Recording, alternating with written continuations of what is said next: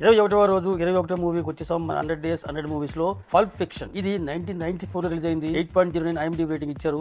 Magical screen play ని అందించినటువంటి cinema. Non linear cinema narration లో నోలన్ లాంటి వాళ్ళు ఒకలాగా మనకు స్టోరీని చెప్పారు. ఈ సినిమాలో క్వాంటిన్ టొరంటినో గారు ఈయన ఈ సినిమాకు రైటర్ అండ్ డైరెక్టర్. టొరంటినో గారి సినిమాల్లో చాప్టర్స్ గా కథని నరేట్ చేస్తుంటారు, అది అందరికీ తెలిసిన విషయం. సో కాకపోతే దీంట్లో ఏంటంటే 3వ చాప్టర్ లో జరిగిన దాన్ని ఫస్ట్ చాప్టర్ లో చూపించి 4వ చాప్టర్ లో జరిగేదాన్ని 2వ చాప్టర్ లో చూపించి సినిమా ఎందుకు వచ్చేసరికి మనకి ఆ చాప్టర్స్ ని ఆర్డర్ లో మనమే కలుపుకొని అర్థం చేసుకోవాలి. అర్థం కాలేదా? ఏమీ కన్ఫ్యూజ్ ఉండదండి, క్లారిటీగా సినిమా అర్థమవుతుంది మనకి.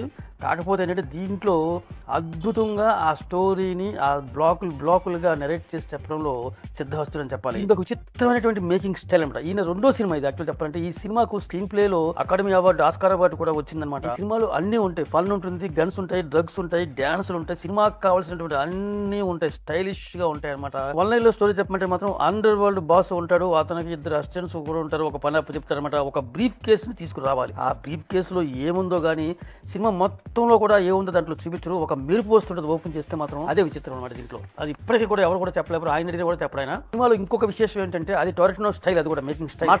మాట్లాడుతూనే ఉంటారు. ఆ మాట్లాడుకునేది స్టోరీకి సంబంధించిన విషయమే కాదు, సినిమాల గురించి, సినిమాలోని హీరోయిన్ గురించి, ఒకటేమిటి ఏదేదో మాట్లాడుతున్న సంబంధం లేని విషయాలన్నీ మాట్లాడుతూ సడన్ గా షూట్ చేస్తుంటారు, ఫైరింగ్ చేస్తుంటారు, రక్తం ఏర్లై పారుతుంటుంది. మనం టన్ అయిపోయి బ్లాంక్ అయిపోయి అలా చూస్తుంటాం. ఇక బాస్ కు ఒక ప్రియురాలు ఉంటుంది, మాతర్మన్. కిల్ బిల్ పార్ట్ 1 పార్ట్ 2 లో చూస్తుంటారు కదా మీరు, ఆమె అన్నమాట. సో వీళ్ళ చాప్టర్ అయితే మాత్రం అవసరంగా ఉంటుంది, ఇంట్రెస్టింగ్ గా ఉంటుంది అనమాట. హెవీ డ్రగ్ తీసుకొని ఆమె ప్రాణాలు చివరి వరకు వెళ్ళిపోవటం, ఆమెను కాపాడటం కోసం పడే తాపత్రయం, ఇద్దరు ఆ పబ్ లో డాన్స్ చేయటం ఐకానిక్ గా ఉంటుంది అనమాట. ఆ మ్యూజిక్ కానివ్వండి, వాళ్ళ డాన్స్ కానివ్వండి, ఏదైనా కానీ చెప్పుకుంటూ పోతే సినిమాలు హైలైట్స్ చాలా ఉంటాయి. కథ కూడా చెప్పాలంటే కష్టం, కథ ఏమి ఉండదండి. కాకపోతే ఏంటంటే మనం అలాగా చూస్తూ ఉంటాం అనమాట. దాంట్లో ఒక లెజెండరీ మూవీ గురించి చెప్పుకోవాలంటే చాలా ఉంటాయి, మీరు చూడాల్సిందే. ఎప్పటికైనా సరే మస్ట్ రీవాచబుల్ బెస్ట్ మూవీస్ లో ఇది ఒకటని చెప్తాను. ఇది నెట్ఫ్లిక్స్ లో ఉంది, అమెజాన్ ప్రైమ్ లో ఉంది, యాపిల్ టీవీలో కూడా చూసి వచ్చి మీరు